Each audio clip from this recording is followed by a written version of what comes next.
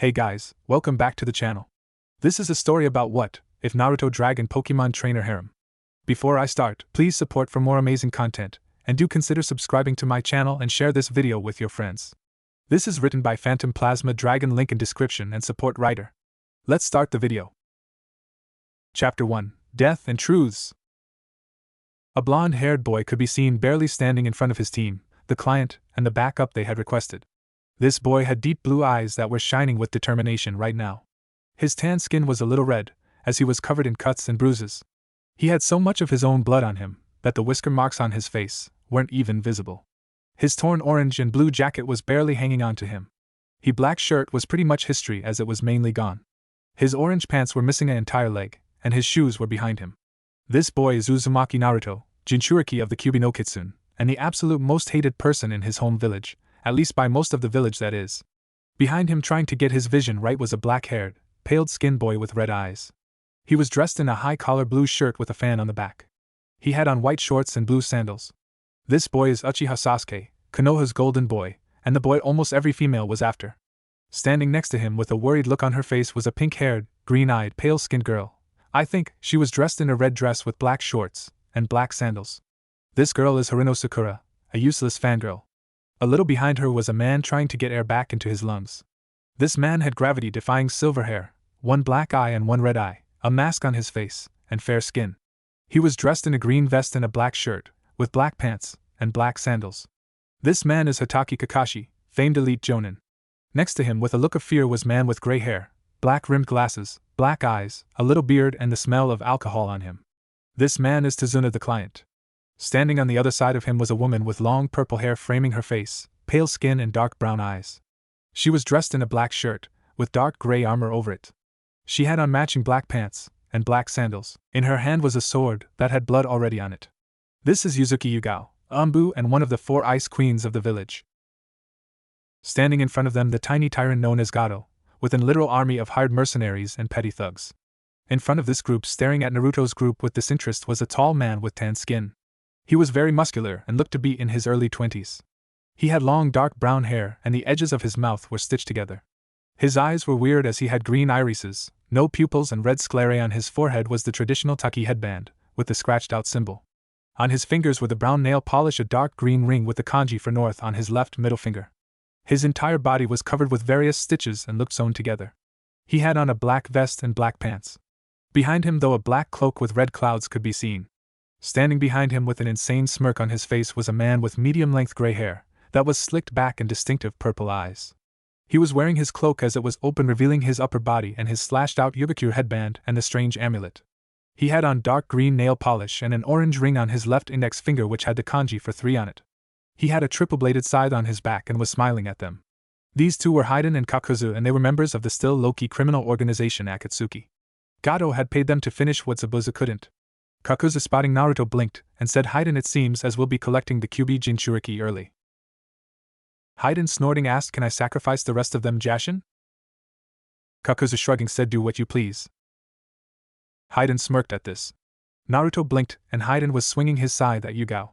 Naruto, knowing that she wouldn't be able to move in time, switched places with her and let Haiden slice his arm off. Naruto screamed as his blood spilled onto the bridge. Haiden, smiling and ignoring Kakuzu, drew the Jashin circle on the ground and licked the blood off of the scythe. Everyone gained wide eyes when Haiden's skin turned black and white bone-like marks appeared. He, smirking, said, "It seems as the Kyuubi brat has a death wish. Oh well, he'll just be a sacrifice to Jashin then." He then quickly stabbed himself in the side, making Naruto scream out in pain. He, laughing at this, said, "Oh yes. Jashin will enjoy this offering." He then stabbed himself in the arm, making Naruto cry out in pain. Yugao, seeing this, turned and tried to help Naruto, but Kakuzu stopped her with one of his masks. Kakashi, getting his air back, was about to go help Naruto, when said boy said, "Kakashi-sensei, go help Yugao-san." Kakashi wanted to argue, but sighed, knowing better. He jumped to help Yugao with Kakuzu. She, spotting him, asked, "Why aren't you helping Naruto-san?" Kakashi, attacking the mask, said, "Because he told me to help you." Yugao, hearing this, wanted to ask Kakashi why he listened but was forced to dodge an attack from one of the masks. Haiden, taking great pleasure in stabbing himself and inflicting pain to Naruto, suddenly scowled. The reason why? Well, he could feel that his link was breaking. He, looking at the reason why, narrowed his eyes, spotting the light in Naruto's eyes grow dim, but for some reason Naruto had a smirk on his face. Hayden, wondering why, suddenly gained wide eyes when Sasuke with a demon wind shuriken sliced off his head. This caused the curse to end, so Naruto fell to the ground. Naruto, still with a smirk on his face, said, "Sasuke team, go help Yugao-san and Kakashi-sensei. I'm already dead anyway." Sasuke wanted to say something, but spotting the look in Naruto's eyes, he did as he was asked. Sakura and Tazuna, moving over to Naruto, had worried looks on their faces. Naruto, spotting Hayden's head screaming its lungs out as his body stumbled around looking for it, said, "That guy isn't dead. Fuck me." The rest of the light in his eyes then dimmed. Sakura, seeing this, put his head in her lap and shut his eyes. She, closing her eyes, said, "I'm so sorry, Naruto-kun." She then kissed him in the middle of his forehead. Tazuna, looking at Naruto, couldn't help but be reminded of Kaiza, the man he was glad to call son, who died protecting what he believed in. Naruto, feeling something warm against him, opened his eyes and blinked, finding himself in someone's arms being gently rocked. He, looking up to see who was rocking him, blushed, finding a gorgeous face belonging to a giant woman. The woman, as if sensing his eyes, looked down at him and smiled. This woman had long flowing rainbow-colored hair that framed her face perfectly. Her eyes were a deep purple and seemed to hold nothing but love. Her smile was like a million clouds in the shape of teeth. Naruto, staring, asked, "Excuse me, but who are you and where am I?" The woman, smiling, said, "I am Rebecca Shepherd, but you may know me as Shinigami or Death." "Where are you?" "Well, you're in my palace at the edge of reality." Naruto, hearing this, gained wide eyes and quickly said, "I apologize, Death-sama. I will dash, comma." She cut him off by placing a stick of Pocky in his mouth. She, smiling at his face, as she had given him an extra sticky one, said, "Hush, child, as you have done nothing wrong. Allow me to explain just why you are here." She, looking up at the ceiling, said, "You were born 13 years ago on a night where my foolish twin sister was taking a day off. Her not being there caused the darkness of the world to screw you over. You see, you were born to Namikaze Minato and Uzumaki Kushina, and as you know, the night you were born the Kyuubi attacked the village. What you don't know is that both of your parents survived that night but fled the village with the help of your godfather Jiraiya and Sarutobi. How is it that Minato survived the Reaper Death Seal? Well, it wasn't me that he summoned, but a corporal form of the darkness. Anyway, the plan was for Sarutobi to raise you and make you into the perfect little loyal Konoha shinobi. I'm sad to say it worked. You are the perfect and loyal Konoha shinobi." Once my sister got back in from her day off, she realized what happened and was furious with her assistant, who was supposed to be watching for anything. She instantly contacted me and informed me of what happened.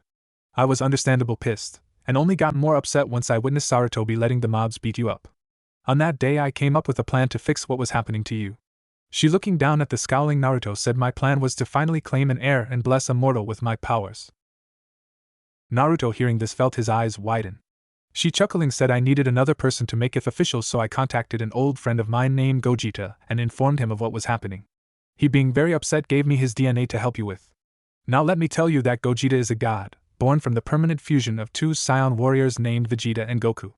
She, smiling at his face, said, "As you have been sitting here, I have been making you my child, adding a little of his DNA as possible, because trust me, you do not want to be a Saiyan. You have about 75% of my DNA already bonded to you, with 10% being his." She, smiling at his confused look, said, "He will only be your DNA giver. I will be your parent, along with someone who has stated an interest in being your other parent." Naruto blinked when in came a woman with long curly gray hair that seemed to shine with a supernatural light. Her skin was fair and blemish-free. Her eyes were black orbs, her pupils shining red rubies. The strange thing was the 6 golden things on her side that extended all around her back. She was dressed in a red and dark gray kimono, that what looked like wings going up the back. Around her mouth were thick golden pincers. Rebecca, smiling, said, "Naruto, I introduce to you the person who will be your other parent, and goddess in her own right, Harley White, otherwise known as Giratina, the rebellious princess of the distorted dimension." Harley, looking him over, smiled at him, and Naruto blinked, spotting how many teeth the woman had. Rebecca, smiling, said, "She has also given me a little of her DNA, and that is the last 15% of your DNA." Naruto, finally finishing the stick of Pocky, asked, "Does anyone in Konoha truly care for me?" Rebecca, smiling gently at him, said, "Yes, Iruka-san, Ayam-san, Tuchi-san, Konohamaru-san, Udon-san, Moegi-san, Enko-san, Yugao-san, and Kakashi-san." Naruto, hearing this, blinked, as that was literally 9 people who cared for him in that god-awful village. He, sighing, said, "I'll stay for them then, everyone else can kiss my tan ass." Harley, hearing this, giggled, and Naruto found it haunting yet melodic. Rebecca, hearing this, said, "Now let's discuss the perks you gain from the new DNA flowing in you and becoming the child of myself and Harley." Naruto, holding up his hand, asked, "Can I have another stick of Pocky first?" Rebecca, smiling, put another less sticky stick of Pocky in his mouth. She, smiling at his content face, said, "Now, as you have been told, I am Death incarnate. You are still human and about to be alive again, Thus you could become the mortal version of death incarnate. I have control over death, darkness, shadows, and fear. My theory is that you'll gain an affinity to all of these, and quite possibly gain an aura of death that commands respect to all around you. Gogeta really only controlled the apes and monkeys along with the energy known as ki. You will probably gain these, it's a 25% chance. Harley is what is known as a Pokemon, created by what I guess you could call your grandmother Arceus. She is a dual type with the main type being Ghost. The secondary type is Dragon. She is what is known as a legendary, and has control over an entire dimension where things are distorted. She also has two forms when she's a Pokemon. She has her origin form, which is more snake-like, and altered form which is more dragon-like. My guess is that you'll gain both the ghostly qualities and the draconic qualities. To be frank, you might even become a dragon yourself so. You will also gain her legendary qualities, like for instance something known as pressure, which when in the Pokemon world makes more attack power be used, but in your world it will most likely be like a stronger version of killing intent. Naruto blinked hearing this, asked what about the distortion thing. He blinked when Harley said you will most likely gain it also, and could possibly even create your own distorted dimension. Naruto hearing this nodded. Rebecca said now it's time to wake up Naruto-chan and activate your powers. Save Yugao and Kakashi. Naruto nodding felt himself vanish from her comforting presence. Chapter 2. Behold the Might of the Phantom Dragon. Sakura, still with Naruto's head in her lap, was watching as Sasuke, Yugao, and Kakashi tried to fight Hiden Kakuzu, but were starting to lose. She was about to go join the fray, when this intense and powerful pressure slammed down on all on the bridge. She, finding it hard to breathe, was wondering where this insane pressure was coming from. She then felt movement in her lap. She, blanching, slowly looked down at her lap. Her eyes widened, finding herself staring into silver-slitted eyes. Naruto, ignoring Sakura looking at him like she had seen a ghost, slowly moved his head from her lap. He, standing to his feet, dusted himself off with his one arm. He, walking forward, passed by the blood he had spilled earlier. He was still releasing his pressure, so all eyes were now on him. Naruto, with his eyes, could see the many spirits haunting the bridge and people on the bridge. He, walking up to Zabuza's sword, looked at it, and could see the spirits gleaming on the edge of its blade. He then, turning to Haku's body, searched for her spirit. Finding it looking at him with wide eyes, he asked Haku-chan, do you still believe in what you told me in the forest that time? Haku, blinking, didn't think he could hear her, as she said, yes, Naruto-kun.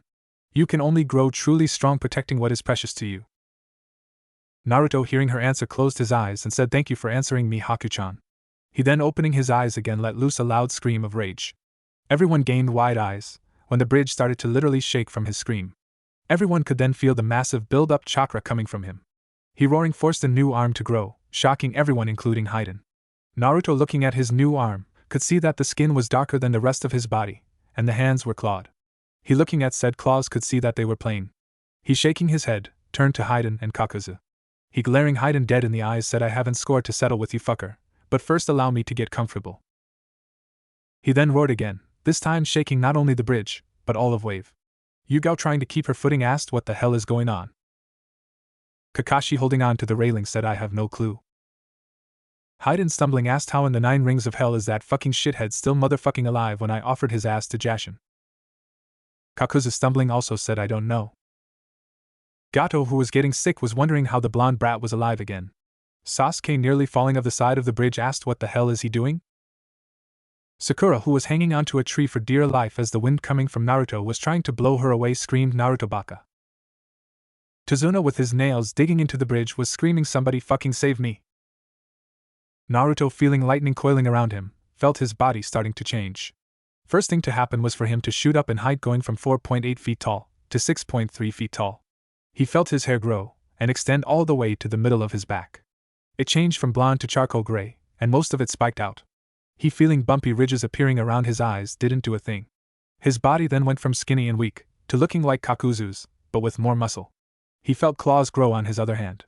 6 thick yellow spikes appeared on his arms, starting just above his elbows and ending just below his shoulders. Thick claws appeared on his feet, as they arched up slightly. A thick dragon tail then burst from just above his ass. Said tail was red with black stripes. Finally, 6 thick black wings burst from his back, each wing tipped off with thick yellow spikes. Naruto, ending his roaring, vanished and reappeared with Tazuna, who had been blown into the air by the wind he had been putting out. He, setting the man down, looked to him and said, I apologize, Tazuna-san. Tazuna, catching his breath, said, no problem, brat, just next time warn a fellow. Naruto, hearing this, laughed and allowed his now large canine teeth to be seen. He then, setting his eyes on Hiden, who was looking at him with hate, smirked and vanished. The next thing anyone knew, Haiden was launched through 6 trees. Naruto appearing where Haiden had been standing had this downright terrifying smirk on his face. Kakuzu punching him gained wide eyes when his fist went through Naruto. He said after image. He hearing Naruto snort gained wide eyes when Naruto said no intangible. Kakuzu was then slapped by Naruto's tail. Naruto then dodging a wild swing from a pissed off Haiden, grabbed the scythe as it sailed by him and pulled Haiden to him. Haiden with wide eyes felt his entire body whiplash when his body collided with Naruto's fist. Naruto smirking as Haiden became putting on his fist, turned intangible as one of Kakuzu's mask tried to hit him. Instead Haiden was hit and regained his senses. He trying to pick up his scythe was kicked by Naruto, actually sending his head flying. Naruto picking up the scythe tossed it at Kakuzu, who couldn't even dodge it as it was literally in his shoulder within minutes. Naruto yanking the chain, made a small cut on his arm with one of his claws. Haiden coming back with his head smirked spotting this. He consuming what he thought was Naruto's blood, drew the Jashin circle, and felt his eyes widen as Kakuzu was now caught in his curse. He was about to try and stop the curse, but Naruto phased into existence right in front of him with a ferocious grin on his face. Haiden blinked when Naruto stabbed him in the heart. Kakuzu screamed in agony as one of his mask died. Naruto turning to see this smirked and stabbed Haiden in the heart again. Another of his mask died. Naruto stabbed Haiden again and a third mask died. Kakuzu, who was now sweating, was thinking, what the hell is happening? How did he enter Haiden's circle without breaking it? Naruto stabbing Haiden again, watched as the fourth and final mask died. Naruto then stabbed Haiden one last time and Kakuzu screamed, as he had just been stabbed in the heart. Naruto watching as he died, vanished just as Haiden was about to stab him. Appearing with Haiden's scythe in his hand, he said, "You think yourself to be immortal because of some low-life demon has you in his religion." Naruto letting out his aura of death chuckled and said, "I will prove you wrong, little fool." Naruto tossing the scythe into the air spun it around in a circle, while holding onto the chain. Once a tornado was formed, slammed said tornado down on Haiden, who was ripped to pieces. When the wind cleared, Haiden's body was laying everywhere. Naruto walking over to Haiden, cut Haiden's cheek with his own scythe. He putting said blood in Haiden's mouth through the Jashin circle. Haiden felt his eyes widen as he was now a victim of his own curse. Naruto chuckling said, "I hope you had fun in life because now you die." Naruto then stabbed Haiden in the heart, and Haiden started to shake and tremble, before he became still. Naruto seeing this turned his eyes to Gato and his thugs. He losing his smirk closed his eyes. He walking towards the army said, "I hope all of you said your prayers." He then opening his eyes to reveal red slitted sclerae. The bumps on his faces transformed into spikes. He licking his lips let loose a screech that made something shatter. Everyone blinked and gained wide eyes, finding themselves in a place that looked like the bridge, but with water floating, and nothing under the bridge. Hell, looking over the side of the bridge, Kakashi couldn't see nothing, for at least 20 miles down. He gulping felt his eyes widen, spotting Naruto floating with 6 arms instead of 6 wings. He now only had 2 wings and they were red now. Naruto smirking at the terrified faces of the mercenaries, and Gato said, "Welcome to my dimension. Here I am king and my rules apply." He then floating down licked his lips and said, "This will be your new home, Gato. Along with your mercenaries and petty thugs." Naruto floating over to one of said thugs who was shitting his pants stuck his entire hand into the man. He pulling something brown out smirked, and said, "What I just did to this fool was remove his humanity, and increased his sex drive." He smirked at Gato's wide eyes.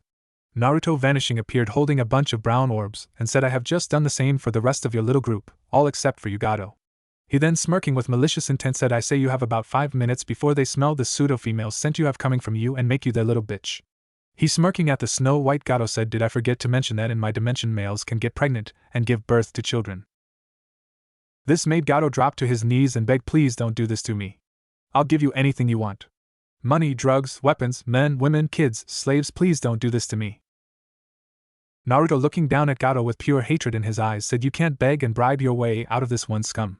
You tried to kill 2 of the 9 people who actually give a damn about me in the village hidden in the leaves. That means you must suffer." He then tilting his head to the side, ignoring Yugao's inner squeal at how cute he looked doing that, asked, "Besides, didn't the many women you violated and killed beg you not to violate them? Didn't that mother of 3 beg you not to fucking rape her in front of her children?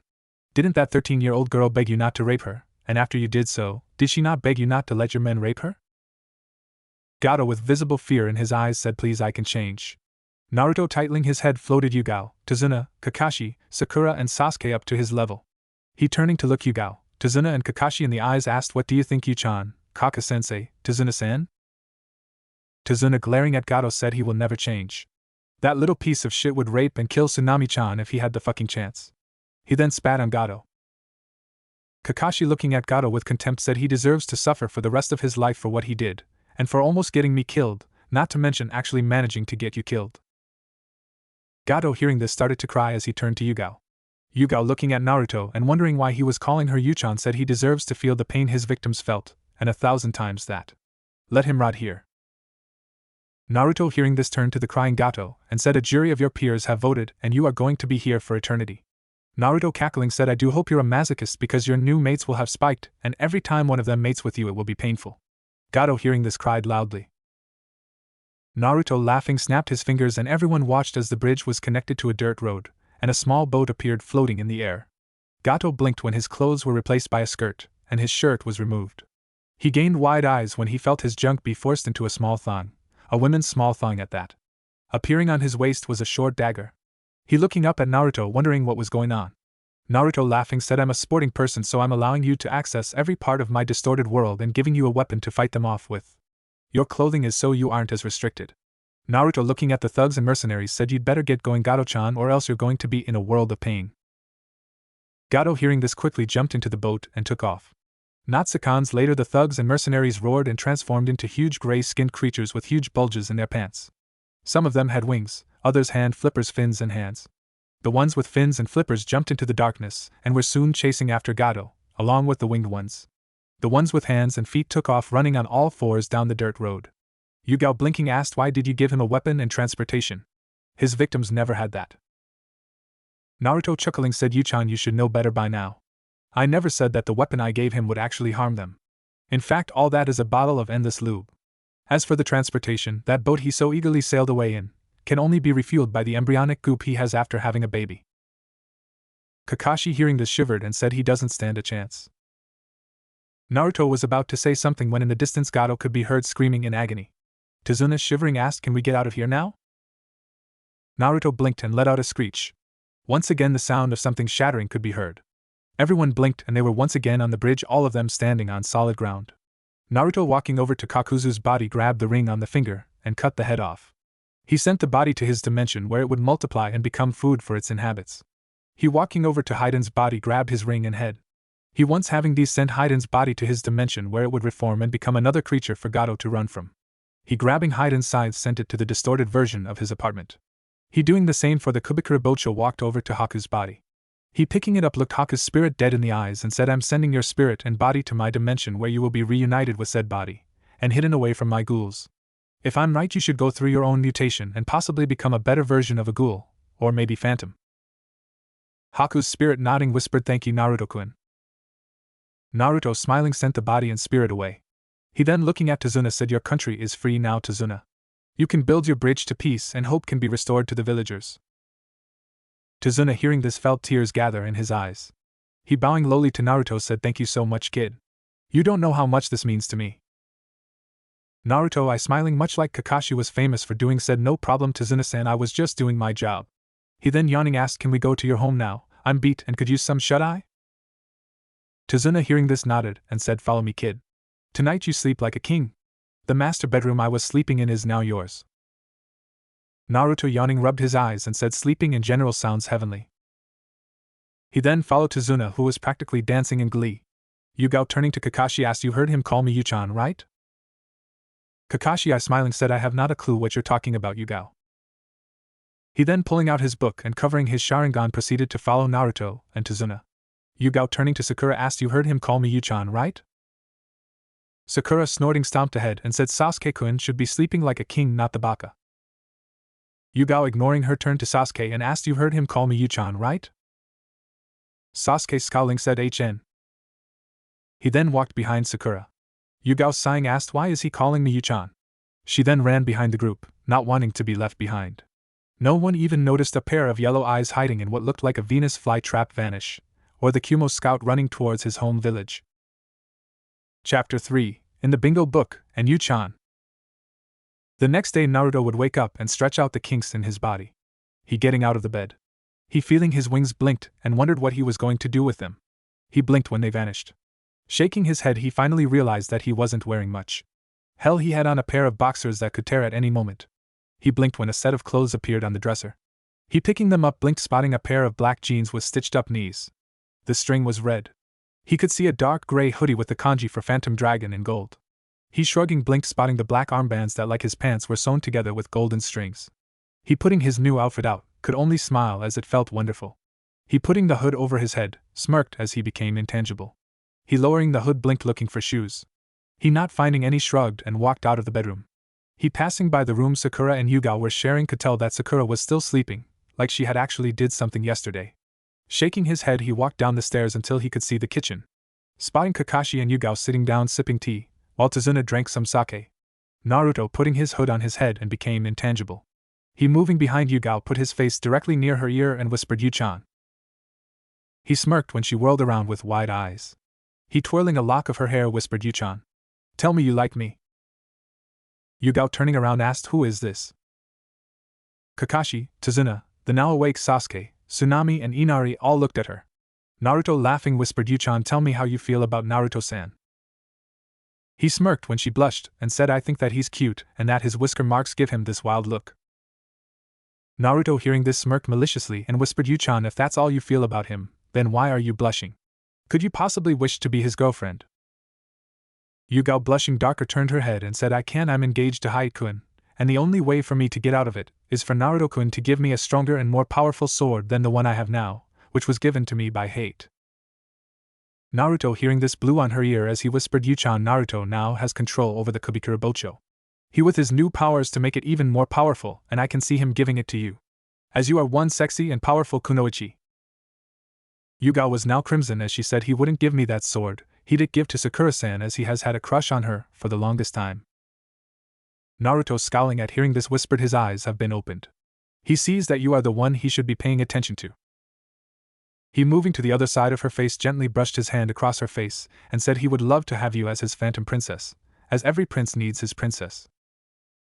Yugao feeling something brush her face moaned. She spotting Sakura now downstairs looking at her weirdly like the rest of the people in the home asked how do you know all of this?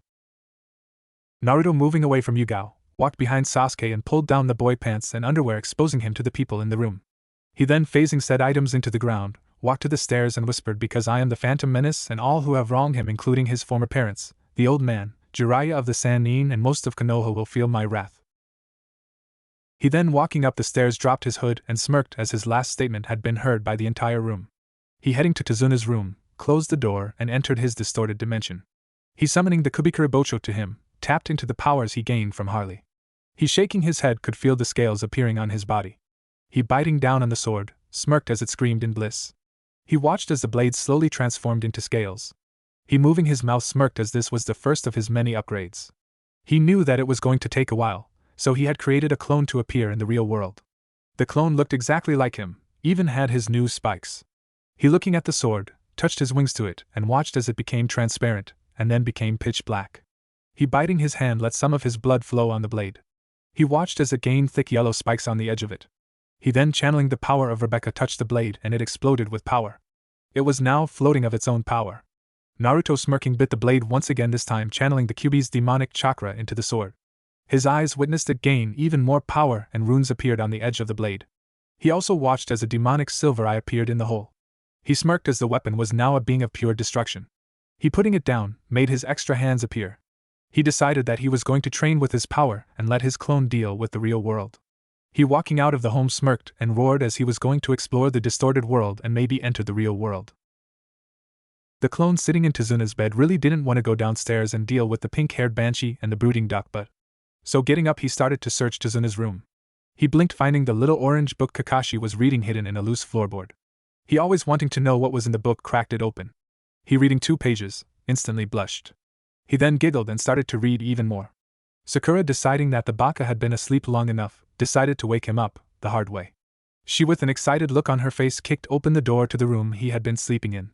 She blinked spotting him dressed in his gear reading the little orange book Kakashi was reading downstairs.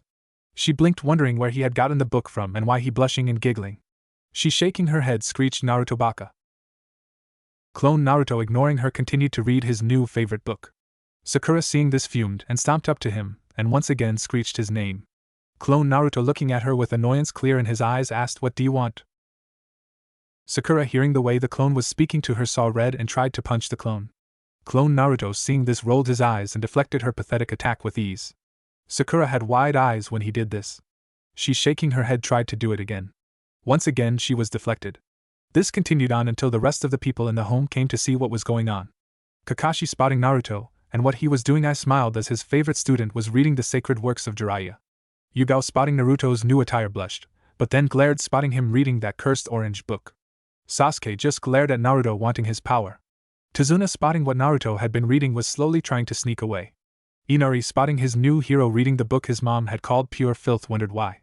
Tsunami, glaring at her father, was cracking her knuckles as she had told him to throw out all of that filth. Clone Naruto, feeling all of the people in the room, giggled, deflected Sakura and said, "Oh, Suki-chan, you're such a naughty girl." This made Kakashi cry tears of pride, Yugao glare at the book, Sasuke to wonder what was in the book, Inari to walk towards Naruto, Tsunami to start beating Tazuna down, and Tazuna to cry for help. Clone Naruto, ignoring all of this, flipped the page and said, "So that's what a bra looks like." Yugao and Tsunami blushed hearing this. Kakashi, now reading his book beside Clone Naruto, giggled and said, "Oh my-chan, what flexibility." Sakura was on the floor trying to regain her air. Inari was trying to read the book and Sasuke was looking away with a blush. Tazuna was knocked out on the floor. 2 days later, and Clone Naruto was hopping beside Kakashi, still reading his newfound passion. He was ignoring the fact that Yugao kept trying to get his attention away from said book. Kakashi was smiling proudly as Naruto was now a pervert. Sasuke was nursing a broken jaw, as Naruto had switched places with him and made Sakura punch him in the jaw. Sakura herself was mortified that she had just hurt her Sasuke-kun and pissed at what the baka had done. They had left Wave an hour ago, after learning that the bridge had been named after Naruto. Naruto sidestepped a tree trunk, jumped over a tree branch and landed in the dirt road, as they were already near the village. He, feeling Kakashi landing beside him, giggled and said on the balcony, "How nice." Kakashi, giggling himself, said in the hot tub, "Bold." Yugao, face palming, wondered what the hell had happened and why every time she talked to Naruto now he was calling her Yu-chan. Clone Naruto, sensing chakra signatures ahead, stopped and looked up. His eyes narrowed, spotting a group of Anbu standing in front of them. He, looking them over, rolled his eyes and went back to his reading. Kakashi, spotting the Anbu though, put his book away, wondering what was about to happen. Yugao, knowing all of these Anbu, wondered what was going on as they were usually guarding the Hokage. Sakura was staring at the Anbu in awe. Sasuke just grunted as he had seen Anbu before. One of the Anbu, the one with the monkey mask, said, "Uzumaki-san, you are to come with us to the council chambers." Clone Naruto, ignoring the Anbu, walked right past him without sparing him a glance. The Anbu, spotting this, went to grab Naruto, but found himself grabbing Smoke as the clone had just vanished. All eyes widened hearing this, until Kakashi heard the sound of something shattering. He, turning his head around, was searching for the source of said sound, when Naruto literally floated down to the ground with a giant glowing blade on his shoulder. Naruto, ignoring the wide-eyed Anbu, turned to Yugao, who was shocked that they had been with a clone this entire time. He, smirking, walked over to her and handed the sword to her. He, smiling, said, "My present to you, Chan. Created from the ashes of Kubikura Bocho and fused with my powers. Behold the mighty dragon Fang." Yugao, feeling the pure power radiating off of the blade, couldn't believe what Naruto had just done. Another Anbu, this one with a snake mask, said, "Uzumaki-san, once again you must come with us to the council chambers." Naruto, turning to look at the Anbu, lost all warmth or care in his eyes and he looked at them. This made them flinch and shiver. Naruto then said, "I am not going anywhere with you, and if you filthy mongrels try to touch me again I will end you." He said the last part with dark flames flickering in his eyes. One of the Anbu, with a bird mask, scowled and tried to grab Naruto while saying, "Brat, you couldn't end us if you dash, comma." Whatever he was going to say was cut off as a hand was shoved through his chest and he was roughly pushed off of Naruto, revealing Naruto's open hand with the man's heart. This shocked everyone and terrified Sakura. The other 3 Anbu tried to subdue Naruto, but like the first they were quickly killed. Naruto, flexing his blood-stained hands and now blood-red claws, said, "I warned the filth what would happen." Kakashi, seeing this, felt like his eyes were going to fall out of his head. Yugao had ignored the entire event as she was admiring her new sword. Sasuke, on the other hand, was looking at Naruto with respect. Sakura, who was trembling like a leaf, was terrified of what Naruto had just done. Naruto, ignoring this, said, "Come, as we shall return to the village hidden in the leaves." He then, walking on the bodies of the dead Anbu, continued his way to Konoha. Kakashi, burning the bodies of the Anbu, quickly followed behind Naruto. Yugao, snapping out of her trance, quickly paid her respect to her dead comrades and rushed to follow Naruto. Sasuke, ignoring the bodies, followed Naruto and his sensei. Sakura, still trembling, followed behind Sasuke. Naruto, walking through the check-in station, ignored the waves from the Eternal Gate guards. He, spotting more Anbu appear, glared at them with pure malice. Everyone on the street spotting his eyes and glare visibly flinched and moved away from the umbu. One of the umbu, this one with the deer mask on, said, Uzumaki-san, we are to escort you to the council chambers where Hokage-sama and the council are waiting. Naruto actually growling at the mention of the council, and the Hokage said, as I told your earlier comrades, I will not be going anywhere with you, and if you try and make me, I will rip out your beating hearts.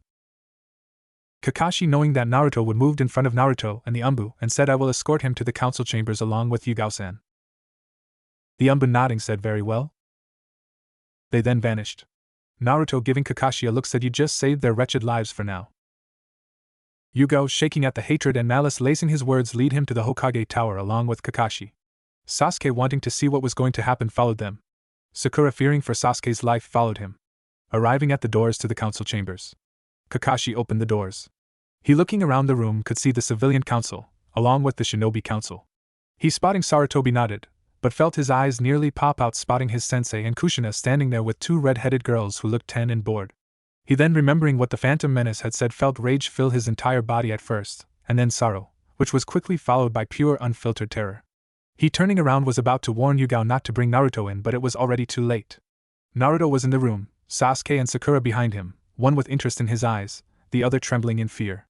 He ignored both of them to look at Naruto, and took a few steps back in fear, spotting the pure hatred, malicious intent, and contempt in them.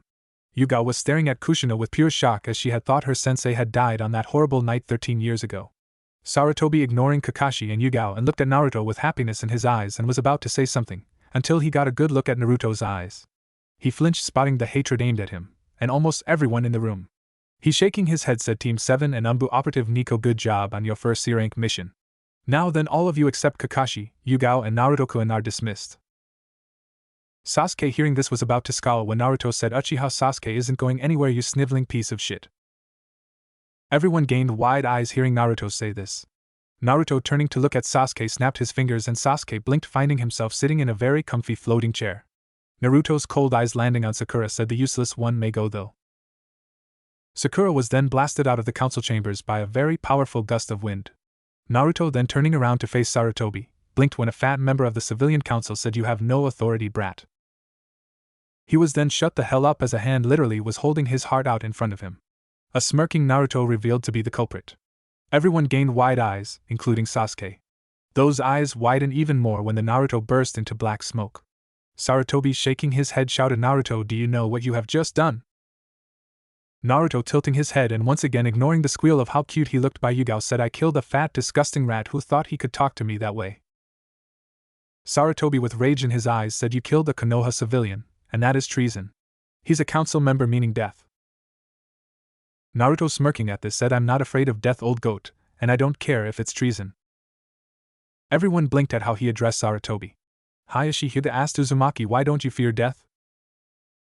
Naruto, chuckling, said, because I'm already dead, you fucking fools.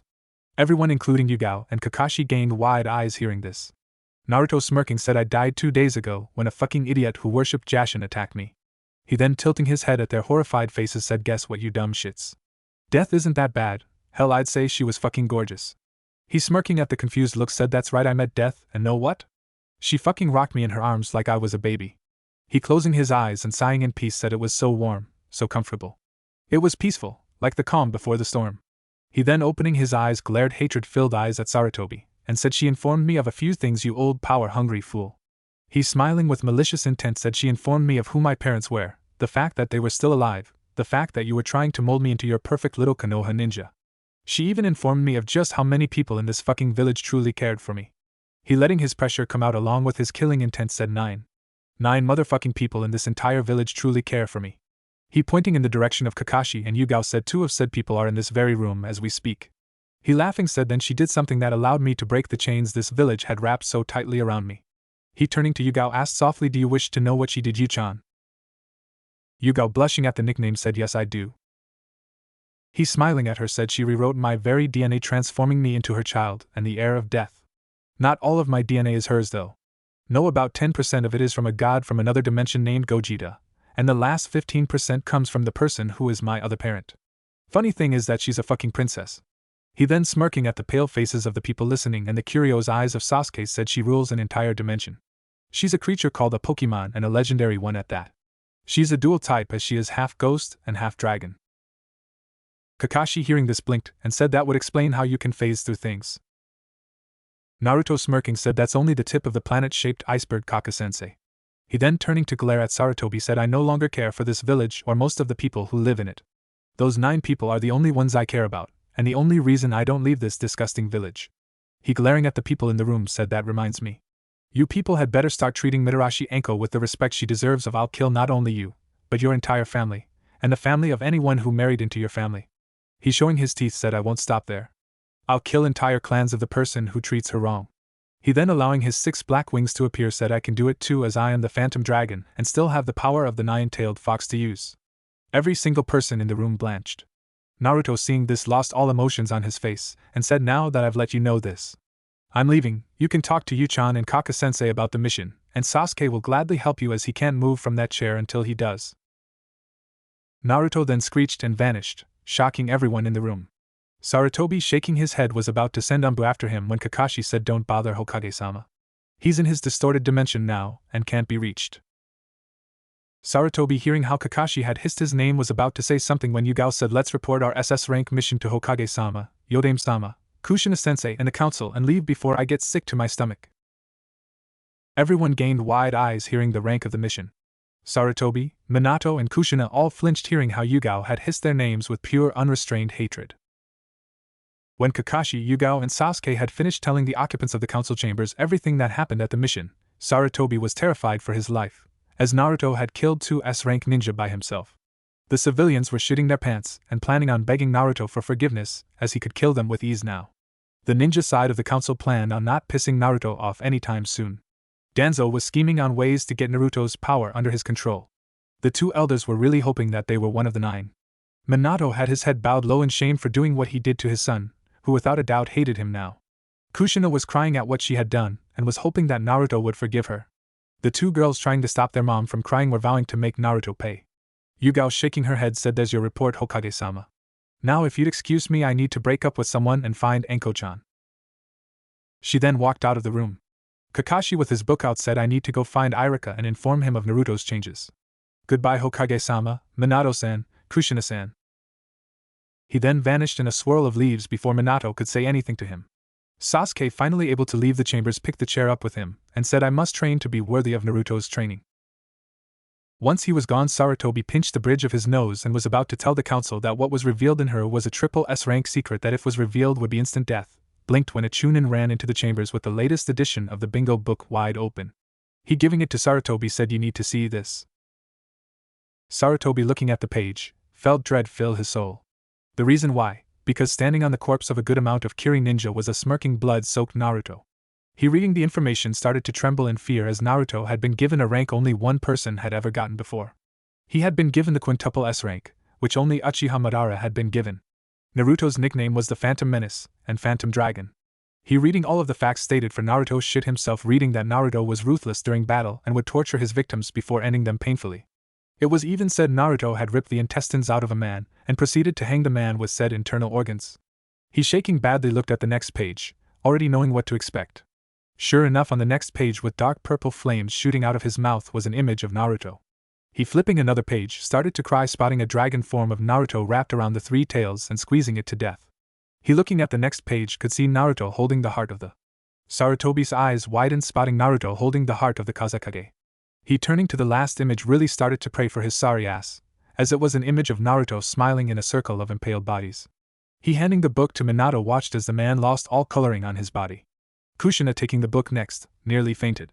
It went like this until Danzo was the last one reading the bingo book. Danzo slowly putting the book down said Hiruzen I will say it now. You fucked up. We could have the power of someone who achieved the same rank as Madara if you had just let me have him, but no the boy has nothing but hatred for this village, and only 9 people are keeping him in said village. We only know who 3 of these people are, and he has already proved how protective he is over them. So trying to hold them hostage would only spell doom for us. Sarutobi said let's hope those 9 can get him to be loyal to Konoha, because the other hidden villages will jump at the chance to have him working for them. Chapter 4, Meeting the Family, and a Kiss. Naruto in his distorted dimension was laughing as Gato tried to fight off a few ghouls, but all he was doing was making them more horny. He feeling someone wrap their arms around him turned and smiled spotting the new and improved Haku. Her spirit once rejoining her body had morphed her body until it had 6 arms like him, and had a ghostly lower body. She could of course shift into her human form at any time, but preferred being in this form as she could move around freely. She laying her head on his shoulder said, "Are you enjoying the show, Naruto-kun?" Naruto, laughing as Gato was lifted into the air and forced inside of by ghouls, said he really thought that he stood a chance against some many ghouls. He should know by now, the ghouls will stop at nothing to get laid. Haku, giggling, said he's already had 7 kids, Naruto-kun, and they are growing at an extraordinary rate. Naruto, hearing this, asked how many female ghouls has he had? Haku, nuzzling into Naruto, said all 7 are female. I've been raising them. The eldest will be of age soon and will seek out her birth mother and give him his first grandchild. Naruto, laughing, said how funny Gato is having a family and his eldest daughter is going to impregnate him with his first grandchild. Haku said, "You misunderstand me, Naruto-kun. I've expanded upon your idea and Gato is now possible of carrying more than 1 child inside of him. My guess is the max he can carry is 10, before he loses mobility and closes up until at least 3 of the children are born." Naruto, hearing this, laughed and said, "How many can she release at once?" Haku, smiling, said, "I'm carrying 6 right now and 4 are from her." Naruto, laughing, said, 4 at a time. He was about to say something when the ghouls screeched and took of leaving Gato panting and not pregnant. Naruto, wondering why, looked up and blinked, spotting Harley approaching him with 53 other people radiating as much power as her. Naruto, turning, blinked, spotting Haku flying away with a smile on her face. Naruto, shaking his head, allowed the distortion hiding him from Gato to fade and appeared on the top of the Amikage tower of his distorted dimension. He, allowing the rain to fall like it did in aim, looked up at as Harley finally reached him. He was then glomped by a short pink-haired, pink-skinned woman who was rubbing her face against his. He, looking at Harley, asked, "Why is she nuzzling me, like Konohamaru does whenever I rescue him from Irika's boring lectures?" Harley, giggling, said, "She's your Aunt Mew." Naruto, hearing this, looked down at Mew, who looked up at him with her large blue eyes. His eyes then got a good look at her, and could see that she was practically a pixie at how small she was. He was then glomped by someone else. He, looking at his other side, blinked, spotting light green hair and skin. He, looking down, blinked, spotting another pair of blue eyes staring up at him. This woman was a pixie, because she was just as small as Mew. Harley, giggling, said, "The green one is Shalebi, and she's the guardian of the forest, and a time user." Naruto, hearing this, nodded and asked the rest of them. Harley, smiling, turned to the eldest-looking woman who was looking at his dimension with wonder, and said, "This is your grandmother Arceus or Kami." She, pointing to the woman with gray horns glaring at a woman with a pinkish/white mohawk, said, "These are 2 of your eldest aunts, Palkia and Dialga. They control time and space." She, turning to point at 3 women who were whispering to each other, said, "These are Oxy, Mespri, and Azelf. They represent emotions, knowledge, and free spirit." She, pointing to the gray-haired woman with literally dark purple/black skin, said, "This is Darkrai. She represents the new moon and nightmares." She, pointing to the woman with the yellow hair glaring at Darkrai, said, "This is Cresselia, and she represents the crescent moon and hope." She, pointing to the 2 blue women playing in the rain, said, "Those 2 are Manafi and Phi-1, and they represent the sea." She, pointing to the woman who looked like a steaming Akamichi, said, "That's Heatran, and she represents heat." She, pointing to another girl looking like a pixie with green hair, said, "That's Shaymin, and she's spring." She, pointing to a very tall man bulging with muscles, said, "That's Regigigas, and he represents the world." She, pointing to the 3 girls fighting with lightning, fire, and ice sparking off of them, said, "Those 3 are Moltres, Zapdos, and Articuno. They represent 3 of the seasons." She, pointing to the taller and darker version of Mew, said, "That's your Aunt Mutuo, and she represents pure power." She, pointing to the 2 men and women arguing, said, "They are Reiku, Entei, and Sukun. They represent legends and rebirth." Pointing to the silver-haired, extremely busted woman, said, "That's Lugia, and she is the guardian of the sea." She, pointing to the rainbow-haired, extremely busted woman, said, "That's Ho-Oh, and she's fire." She, pointing to 3 men looking like Regigigas, said, "They are Regice, Registeel, and Regirock." She, pointing to the brother and sister laughing and playing, said, "Latios and Latias, Speed and Eons." She, pointing to the deep blue-haired, gray-skinned, busted woman, said, "Kyogre and Titan of the oceans." She, pointing at the red-haired man glaring at Kyogre, said, "Groudon and Titan of the land." She, pointing to the tall green-haired woman looking at both Kyogre and Groudon with deadpan eyes, said, "Rayquaza and Titan of the skies." She, pointing to the red man who was glaring at Rayquaza, said, "That's Deoxys, and he represents a virus and DNA." She, pointing to the sleeping man with the yellow hair shaped like a star, said, "Jirachi, and he represents wishes and the stars." She, pointing to the pixie-like girl with red hair in the shape of AV, said, "Victini, and she represents victory." She, pointing to the 3 males smiling at a woman with orange hair and a blue horn, said, "Cobalion, Terrakion, Virizion, and Keldeo. Keldeo represents justice." She, pointing to the girl dancing in the rain, said, "Meloetta, and she's music." She, pointing to the 3 curvy women nodding their heads, said, "They are Tornadus, Thunderus, and Landorus. They are the representative Raijin, Fuijin, and Inari." She pointing to the tall white-haired woman said Res Hiram, and she's Een. Pointing to the tall busted black-haired woman who was scowling said Zikram, and she's Yang. She then pointing at the short teal-haired woman with yellow eyes said Kuram, and she represents the lack of both Een and Yang. She pointing at the purple-haired man with a blank look on his face said that's Jin Sect, who represents technology and ancient power. She pointing at the horned blue-skinned man said he's Xerneas and he's new life. She pointing at the black-haired woman glaring at everything said she's Ividal and she represents death. She pointing at the bored green and black-haired man with his eyes closed said that's Sigard and he represent order. She pointing to the pink crystal-haired woman said that's Dioncy and she represents royalty. She pointing at the man with the purple hair and golden hoops said that is your uncle Hoopa, who is a giant. He represents mischief. She pointing at the man with red and blue hair said he's Vulcanian and he represents steam. Naruto hearing this blinked and said I have 18 uncles and 34 aunts. He then shaking his head said this family is totally ruled by the women. Arceus smiling said yes, there are more females than males, but just because we have so many females in the family doesn't mean we don't listen to the males. Groudon snorting asked then how come I have to listen to the water bitch there? Kyogre glaring at him said because you are a stupid little brat. Groudon growled at this and Rayquaza said both of you are idiots. Deoxys hearing this snorted and said coming from the bitch that shot me when I was trying to find my other half, that's good. Rayquaza hearing this rounded on him and growled out you invaded my space. Deoxys said to get my other half. They were about to start fighting, when Naruto rolling his eyes forced everyone that was fighting to the ground. He glaring at all of them, including Palkia and Dialga said this is my place, not yours. I will not have you wrecking the structure of my distorted dimension and allow the miserable wretch known as Gato to escape. If you have a problem with that I don't give two shits. Now either get with it or get lost. Harley giggling at Naruto's show of his powers was about to congratulate him on putting her siblings in their place, when they all heard someone laugh.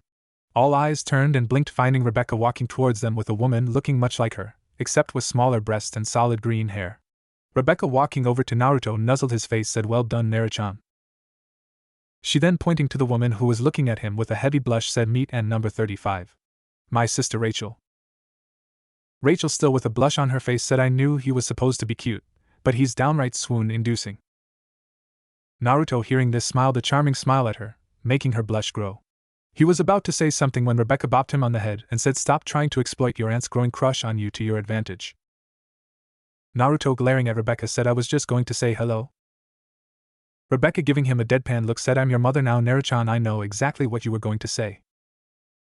He snorting turned to say something to Mew and Celebi when he was bopped on the head by Harley who said don't even think about flirting with Mew and Celebi.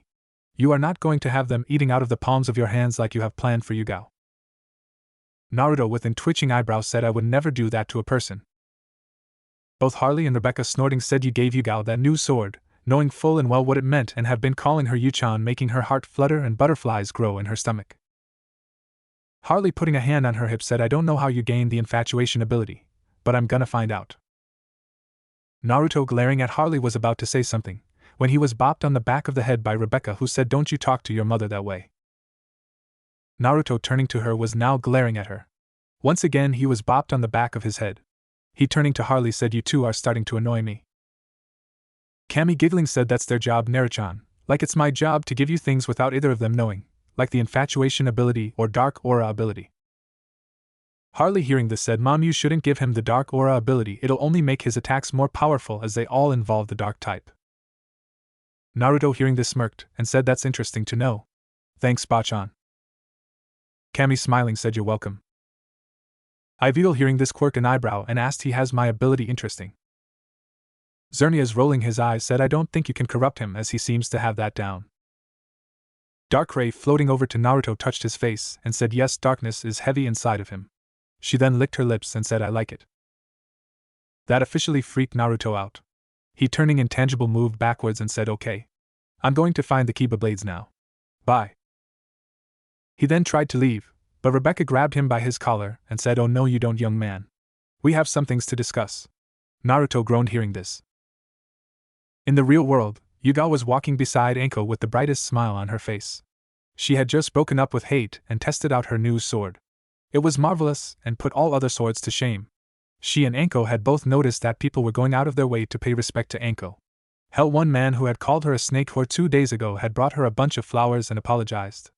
Anko liked it, and knew that actually caring for Naruto would come in handy one day. She had assumed it would be when he became Hokage, but becoming a quintuple S-rank ninja was just as good. Kakashi, walking beside Iruka, was reading a new book as he wanted nothing to do with Jiraiya's book anymore.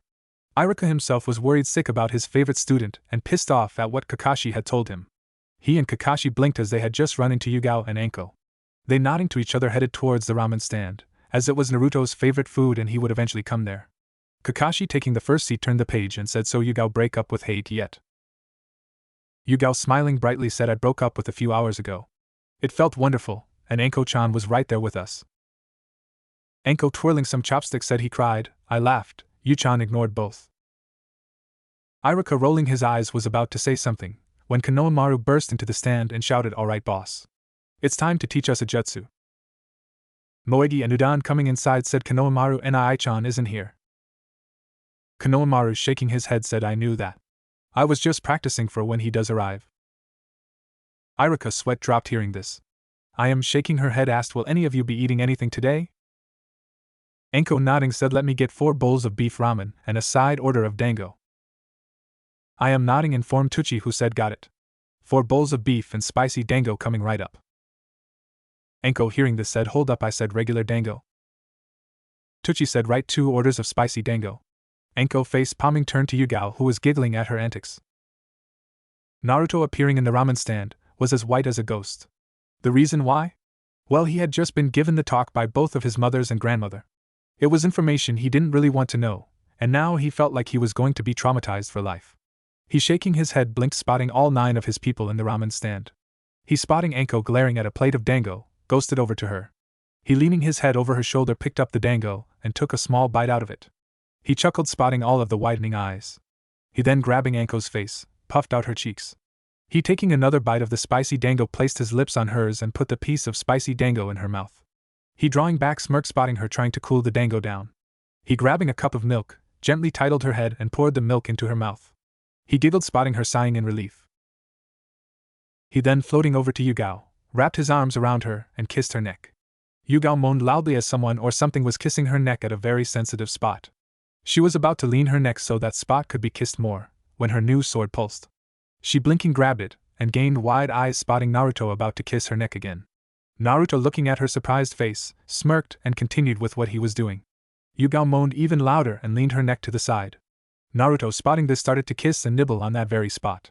Yugao, closing her eyes, basked in the bliss Naruto was giving her neck. She ignored everyone looking at her like she had grown a second head. Naruto, shifting his eyes to her face, quickly bit down on the spot, causing Yugao to scream. She, swinging her sword at him, blinked when he burst into smoke. The real Naruto, appearing behind Ayam, blinked. He, looking at his hand, wondered why he was tangible again. He then got his answer in a barrage of memories. He, shrugging, was about to tickle Ayam, when Konohamaru, spotting him, said, "Boss." He cursed as Ayam turned around to find him about to tickle her. She, gaining flames in her eyes, cracked her knuckles and started to slowly walk towards him. Naruto, having seen this before, was about to turn intangible, when Yugao appeared with her new sword ready to help Ayam. His eyes widened when Ayam picked up one of the frying pans. He, deciding that leaving was his best option and not getting beat down, switched places with Iruka and quickly walked out of the ramen stand. Yugao, spotting this, quickly moved out of the ramen stand ready to chase him down. Ayam, coming out of the stand seconds later, was also ready. What made matters worse was when Anko came out with an angry look on her face. Yugao, turning to the other 2, said, "Whoever catches him first alerts the others." Ayam, nodding, ran to the east. Anko, smirking, said, "Let the hunt begin." She then jumped on the roofs. Yugao, grabbing her sword, said, "Run for your life, Naruto-kun. You'll soon find out leaving a hickey on my neck was not a smart thing to do." She then vanished in a flurry of leaves. Kakashi, shaking his head, said, "I pity my student, because once those 3 find him, he's finished." Iruka, shaking his head and eating the spicy dango, said it's his own fault. Tucci in the front said he knew better than to try and tickle Ayam. Konohamaru, with stars in his eyes, said, "Yash. We must find boss first, and then he'll teach us a cool jutsu." He then dashed out of the ramen stand, followed by Moegi and Udon. Kakashi, with a sweat drop, said, "That kid is gonna get himself killed." Iruka, standing up, said, "I can't allow his foolish antics to get him killed." Kakashi, shaking his head in pain, said, "I'll go with you.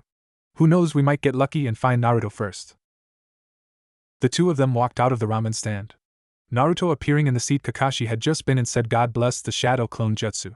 He, smiling at the blinking Tucci, said, "All right, old man, let me get 16 bowls of spicy ramen and 4 orders of spicy dango, Add habanero peppers to the ramen and drizzle jalapeno extract on the dango.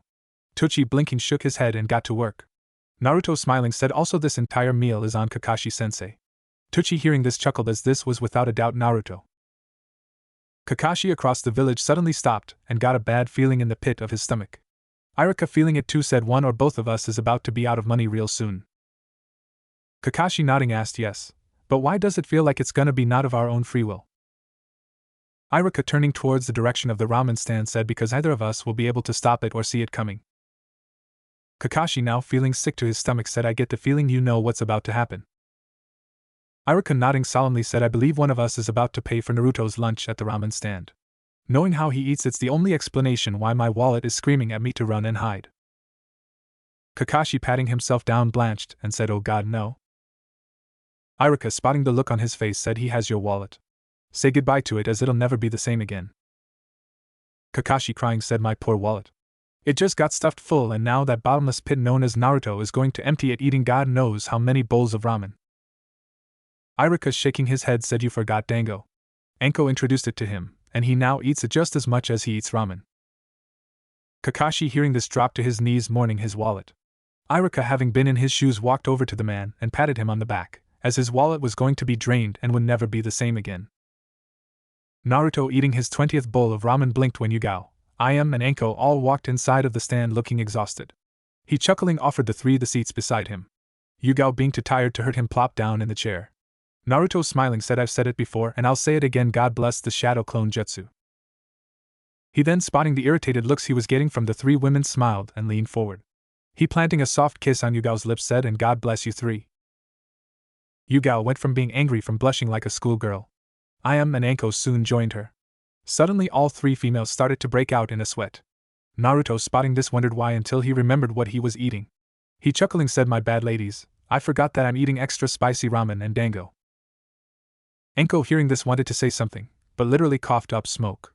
I am getting up from her seat quickly downed a glass of milk. She sighing in relief glared at Naruto who was still eating his extra spicy ramen as if nothing had happened. She blinked though when a clone of Naruto gave Yugao a glass of milk and said drink up Yu-chan. This will cool you down. She turning blinked as Anko was face down in a bowl of milk. Naruto I smiling at her said don't be that way Im-chan. All I did was kiss three lovely women softly on their wonderful lips. He then smirking at her small blush said a kiss is just a kiss right Im-chan. I am now Scarlet walked back to help her father with Naruto's orders. Naruto chuckling said I like making her blush it's fun. His clone's eye smiling at him said welcome to the dark side boss. Anko-chan has finally corrupted you. Naruto blinked when Anko gave a big thumbs up. He shaking his head asked why am I the only with shadow clones who have their own personality. He hearing someone giggle blinked and face-palmed finding a shadow clone of himself reading that orange book Kakashi had been reading. Naruto shaking his head again said I'm too young for this shit. Chapter 5, Don't Fear the Reaper and Sex in a Tree. The next day Naruto could be seen sitting upside down in a tree as Sasuke was pestered by Sakura for a date. He shaking his head, pulled out a stick of spicy dango and started to eat it. He giggled in his head as Kakashi was still paying for his food. He was about to do something when Kakashi appeared with a serious look on his face. Kakashi cracking his knuckles said since a certain blonde decided to kidnap my wallet and make me pay for his meals. Team 7 is gonna be doing some extra D-rank missions. Hell that's all we might be doing until my wallet is returned to me. Naruto hearing this never. Kakashi hearing this felt his eyebrow twitch as he said fine then come on. Let's go get our first mission. Naruto floating down appeared in front of Kakashi with his stick of spicy dango in his mouth. Kakashi spotting this cried a little and took his team to get a mission. Along the way there Naruto and Kakashi both noticed how the villagers were trying their best to make Naruto look at them and smile. Naruto snorting took the stick out of his mouth, breathed ghostly gray flames on it, and tossed it at one of the villagers. Nearly hitting the man in the he said the old goat announced what happened, or the council leaked it to the village. Not that I care, nothing they do or say will change my mind. Kakashi shaking his head was about to say something when Sasuke walking up to one of the villagers glared and said do not disturb Naruto-sama. Stay out of his way, or else. Naruto blinking at this said now that I didn't expect. Kakashi sighing said he seems to believe that if he can get you to train him, he'll be able to accomplish his goal much faster. Naruto with another stick of spicy dango in his mouth said his goal is to kill Uchiha Itachi, the man who killed his entire clan in one night, and a prominent member of the criminal organization Akatsuki. Kakashi blinked hearing this. He looking at Naruto asked how did you know this? Naruto smirking said my distorted dimension has all the information the real world has, including the true reason Itachi killed his clan, and all of the members of the Akatsuki. He walking through a building and coming out with an entire chicken on a stick said I most likely know more about the Akatsuki than that old toad Jiraiya. He walking into another building came out with a few stuffed habanero peppers on each side of the chicken. He breathing out blue flames said not that it matters as the Kyuubi is safe and sound in my distorted dimension, and if I'm right is having a good time laughing at Gato's eternal punishment. Kakashi hearing this stopped in his tracks, along with most of the village that heard him. Naruto spotting the shocked look on Kakashi's face said don't act so surprised. It was a simple manner of rewiring my chakra network and pathways, to function without the Kyuubi and then removing her. He then walking into a building with cheese, came out with the peppers smothered in 6 different cheeses. He smiling took a bite of the chicken and after chewing the piece turned to Kakashi and asked are you coming, or what? My snacks and meals aren't going to pay for itself? Kakashi shaking his head asked did you say her? Naruto nodding said yes I said her. Kyuubi is a female, and a very attractive one at that. He then walking up the wall of the Hokage tower said makes me wonder if all of the tailed beasts are female, and if they're all as sexy as her. Kakashi face palming walked inside of the tower, and said only you would think that 9 deadly demons are sexy. Naruto poking his head through in civilian stomach said only if they're females.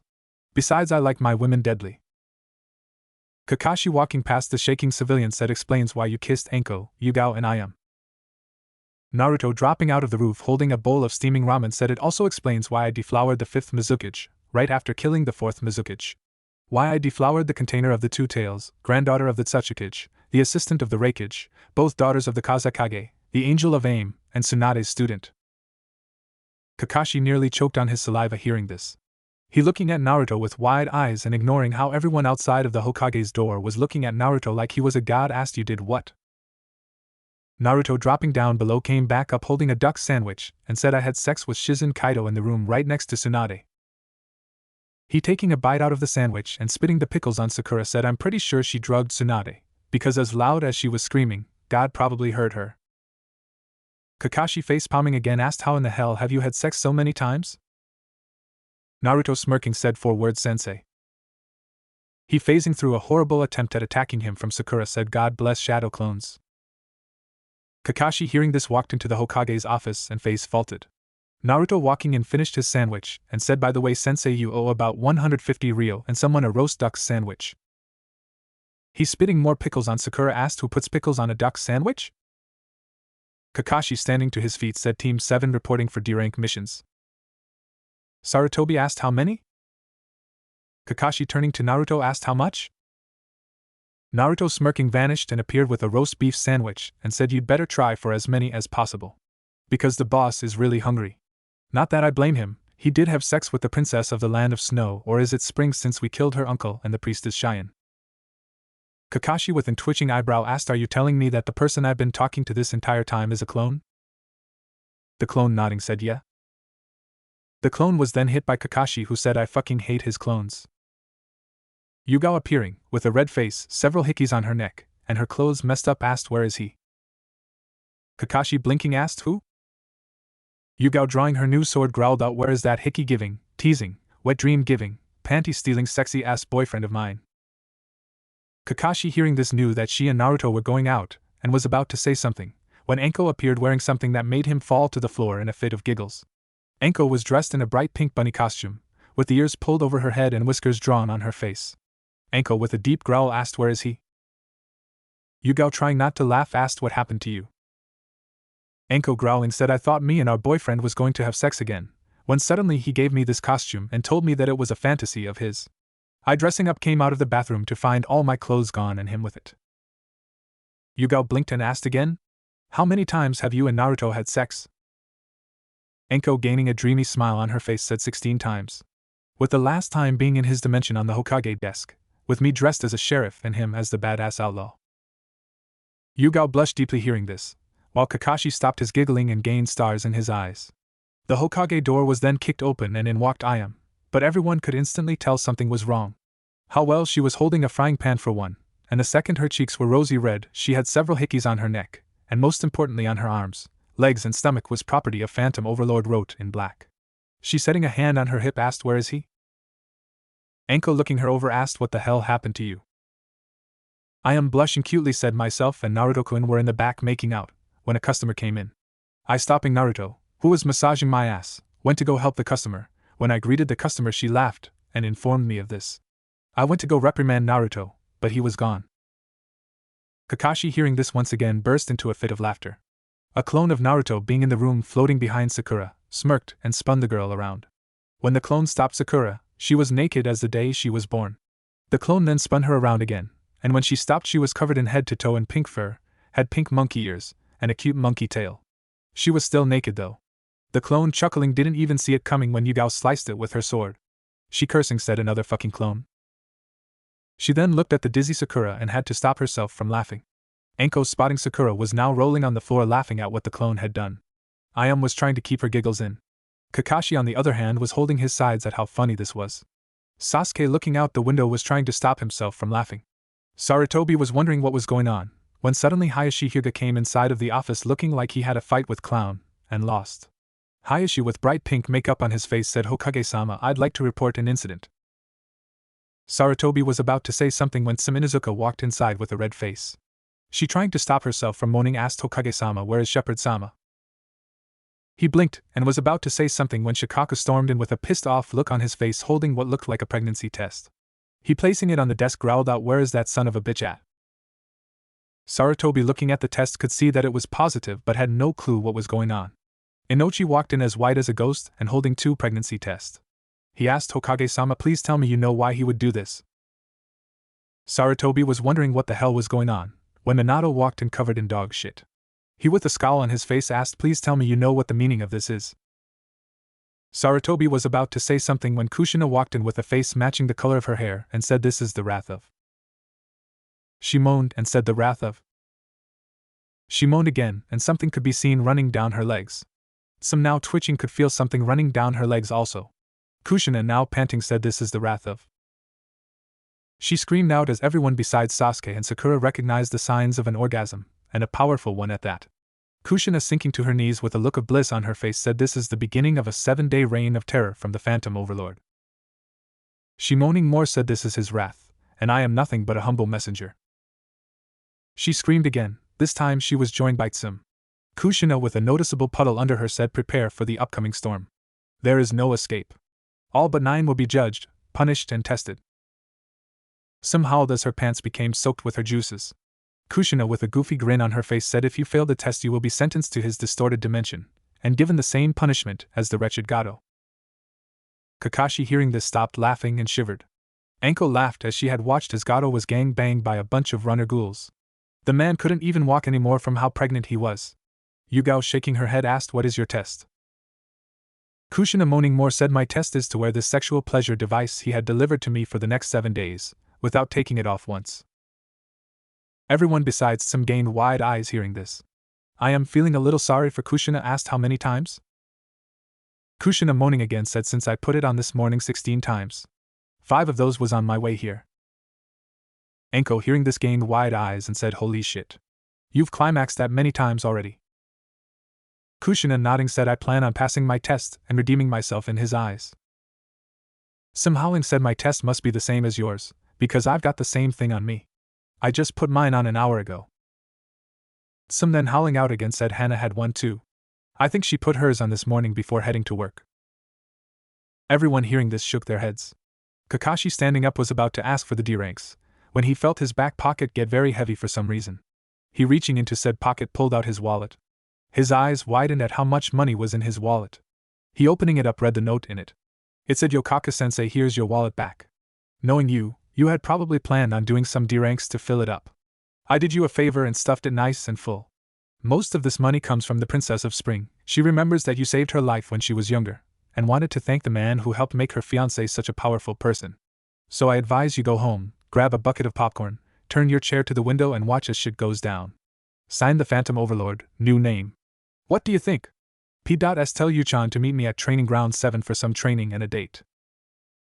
On the bottom of the note was a drawing of a chibi Naruto in his phantom form with strings attached to his fingers, that was attached to the village hidden in the leaves. Kakashi, blinking, said, Yugao, Naruto wants you to meet him in Training Ground 7 for training and a date. Yugao, hearing this, smirked, planning on punishing Naruto for his actions, and vanished in a swirl of leaves. Naruto laying in a tree at training ground 7 with a stick of regular dango in his mouth, when he sensed Yugao arrive. He getting up blinked, spotting what his stupid flirty clone had done to her. His nose also picked up the smell of arousal rolling off of her. Shaking his head, he summoned his new sword created from the ashes of Nuibari. The new sword was still long, but no longer looked like a needle, instead it looked like a really long tooth. It was ash gray like his shirt, and was sharp enough to cut trees down with a single swipe. He jumping down said, "Yu-chan?" Yugao, turning to him, gained angry flames in her eyes and pulled her sword out. She then charged him, intent on punishing him for his clone's pranks. He, sighing, blocked her attack with his sword and said, "Clones are the reason you're so upset." Yugao, slashing down with her sword, said, "Yes, but the clones were created by you, thus it's your fault." Naruto, sighing, asked, "You're not gonna stop until someone pays, are you?" Yugao, shaking her head, said, "No." Naruto, sighing, said, "Fine, but let's not do this here. Come with me to my distorted dimension." He opened his mouth, and Yugao heard the sound of something shattering. She blinked, finding herself in the distorted version of Training Ground 7. She, looking at Naruto, smirked, spotting him shirtless. The battle then started, and Naruto was soon clashing with Yugao, who was holding nothing back. He blinked when she created phantom swords and sent them charging at him. Naruto, twirling his sword, deflected the phantom swords and dashing forward said, "You're getting good at creating the phantom blades."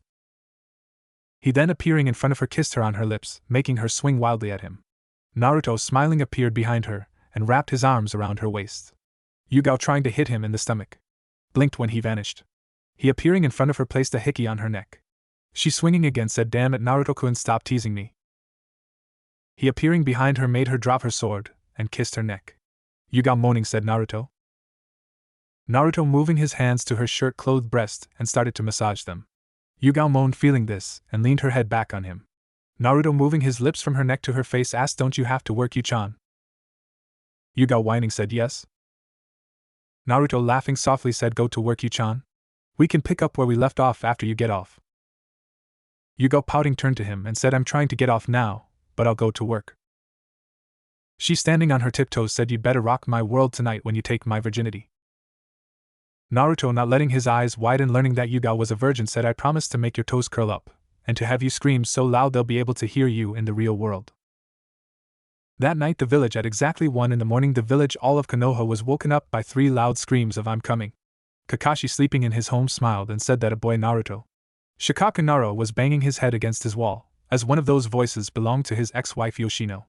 Naruto, in his and Yugao's apartment, could be seen in bed with Yoshino sleeping on his left side, I am sleeping on his right side, and Yugao sleeping on top of him. He, with his eyes closed, said once again, "So people will know I say God bless shadow clones." He blinked when Yugao said, "Shush, Naruto-kun, I'll let you pop my black cherry in the morning for breakfast." I am nodding, said, "I'll eat out the cream pie you leave in her anal chute for breakfast." Yoshino said, "I'll lube you up with my breast so that you can pop her black cherry, and then lube you up again with my mouth so you can give Ayam-chan a cream pie in her ass and I can eat it out." Naruto, opening his right eye, smiled and thought, this is the good life. Chapter 6. So a tanuki, a dragon, and a beetle all walk into a chunin exam. 2 days later, Naruto could be seen walking through the village, a smile on his face, enjoying the deserted streets and screams for mercy from all of his victims. It was only day 3 yet, he had already been able to send about half of the civilian council to his distorted dimension. He couldn't help but chuckle, remembering the look on one of the males' faces when Naruto opened up the portal and shoved his obese ass into the dimension along with his wife and mother. He, hearing moaning, turned to look down the alley and laughed, spotting Haruno Mibiki laying in a puddle of her own fluids. Apparently the device he had given her to wear had finally kicked it up a notch. If he was correct, it was on level 4 right now and was stimulating every part of her body, including the cow udder she called breast. He, turning his head from the alley, walked more and blinked when Sasuke appeared in front of him down on one knee. Sasuke, with his head bowed, said, "Naruto-sama." Naruto, smirking, knew that Sasuke was now a loyal member of his honor guard and the Council of Phantoms, along with Iruka, Kakashi, Konohamaru, and Udan, plus the executioner Kira, otherwise known as Kyuubi. Naruto asked, "What is it, Cerberus?" Sasuke, standing to his feet and revealing the tattoo of a 3-headed dog on his collarbone, said, "I have finished my training with the twin heads of the serpent." Naruto, blinking, had to think for a second on what the hell that was, but quickly remembered that was the new name of the Kiba fangs. Nodding, Naruto asked, "Did you discover any new affinities, and how is your Manjiki treating you?" Sasuke, allowing his Manjiki to appear, smirked and said, "Yes, my liege, I discovered the blaze release, the lava release, and the steel release. My eyes are better than before, and with your blessing I would like to demonstrate during the Chunin exams. Goliath is sure to enter us in.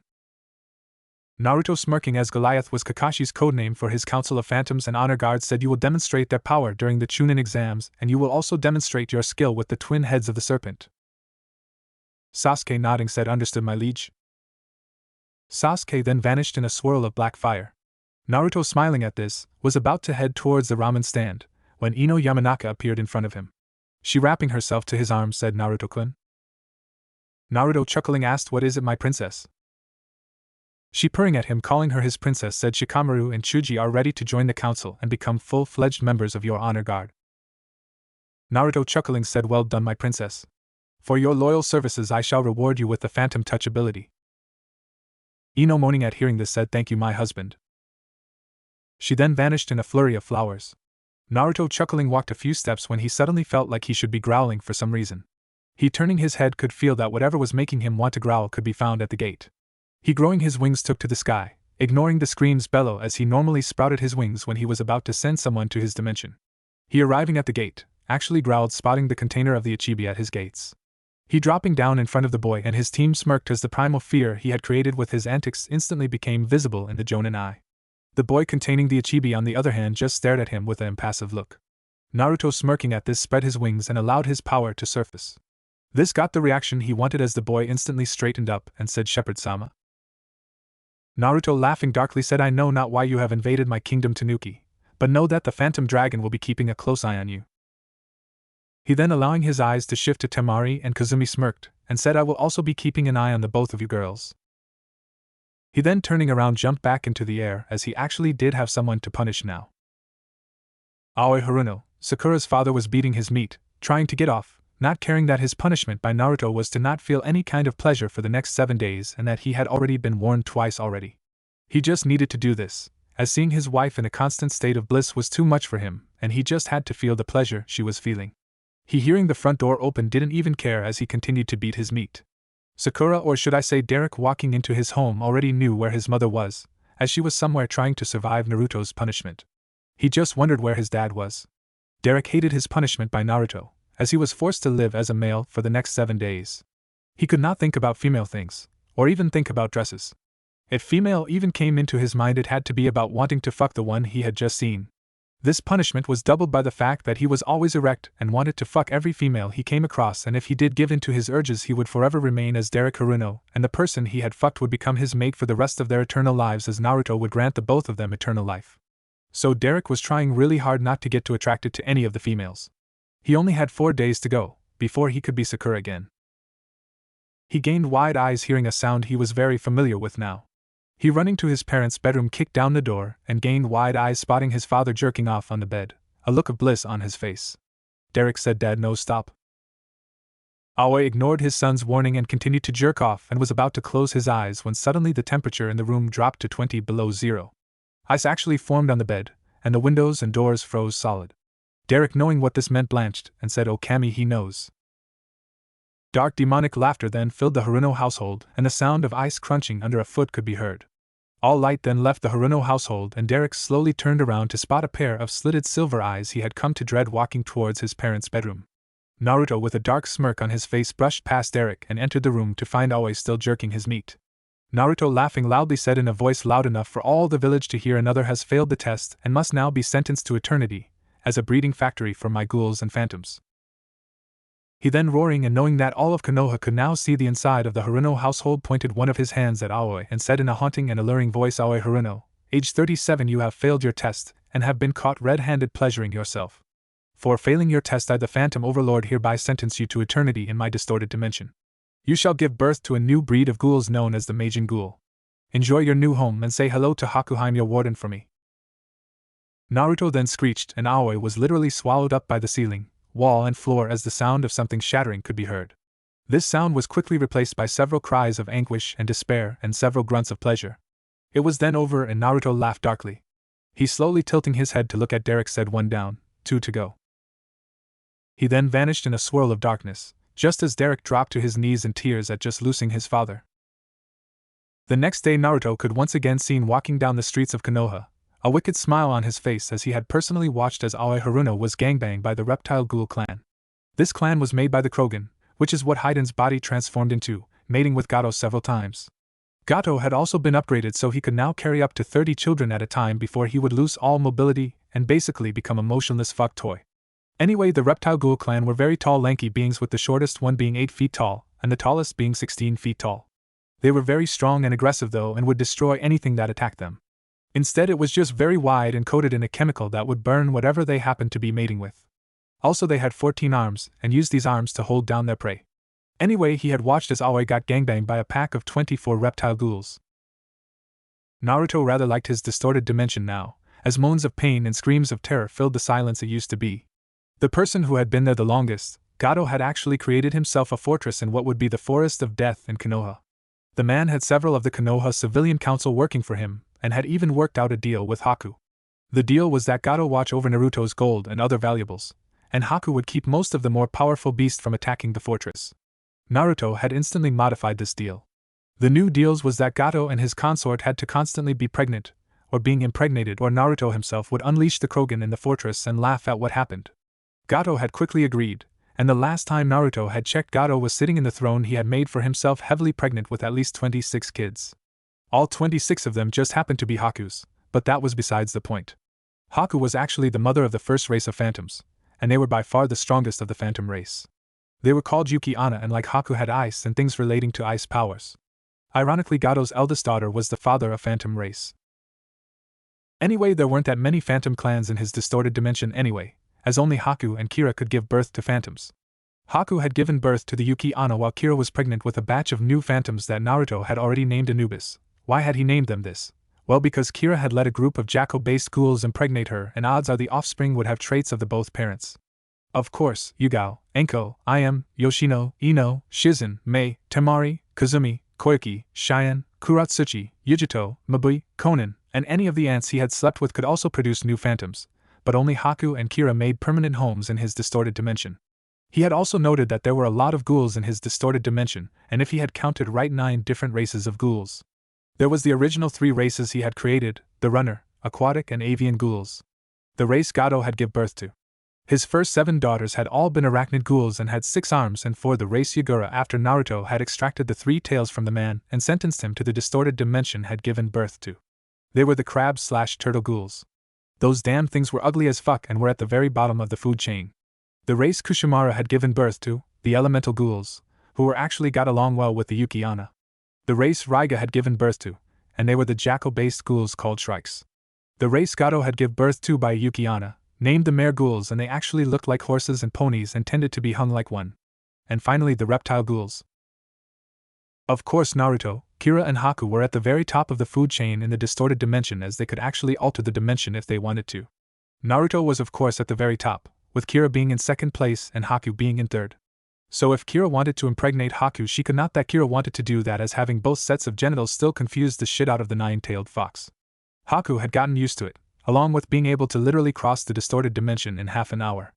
Actually, every time Haku visited Gato, she did cross the distorted dimension, as she had made her kingdom in the distorted dimension capital of Water Country, while her children the Yuki-Ana lived in frost and kept it below -60 degrees at all times.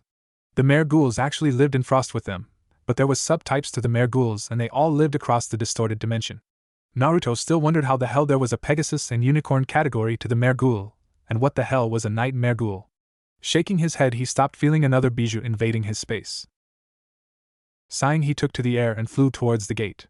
He blinked, spotting a mint-haired girl, with orange eyes and a rather frail frame, standing at the gate. He, narrowing his eyes, could tell that she wasn't here of her own free will, and her supposed teammates and sensei had forced her to come here, and if the whelps he could see on her were any indication, were beating her.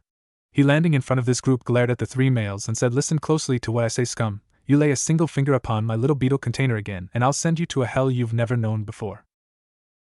He noticed how the 2 younger males sneered at him, while the older one blanched 6 shades whiter. One of the younger males, turning to the wide-eyed mint-haired girl, drew his hand back and slapped the girl across the face.